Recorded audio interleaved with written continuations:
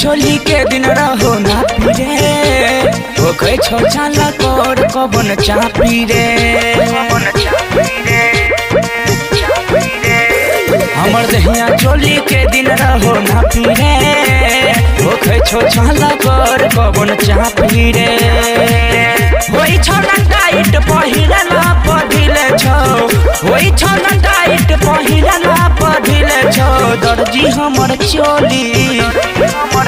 अरे दर्जी हमर चोली अपना मर्जी से सिलकौना दर्जी हमर चोली अपना मर्जी से सिलकौना दर्जी हमर चोली अपना मर्जी से सिलकौना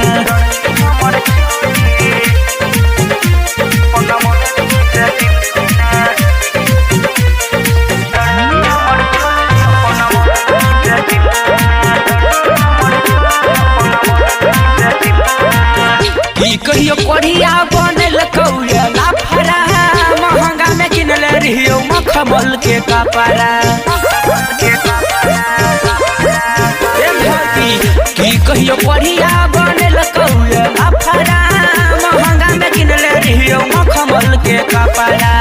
चोलिया के पीछे बनल कौन दिल छो दर्जी हमर चोली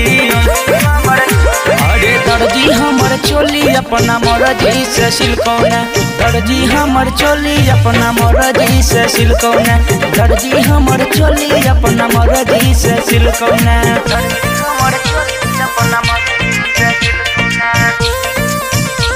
अपना मर्जी से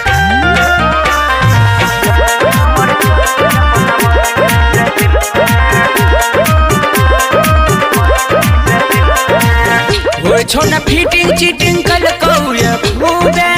जब जब पिन्हे छियो लागे छियो डूबे हे भौजी होय छो न फिटिंग चिटिंग कल कौया खूबे जब जब पिन्हे छियो लागे छियो डूबे ओकर पीछा हमर मुंड पगलाइल छो दर्जी हमर चोली अरे दर्जी हमर चोली अपना मर्जी से सिलकौना दर्जी हमर चोली अपना मर्जी से सिलकौना दर्जी मोना चोली हमर मर्जी से सिलकौना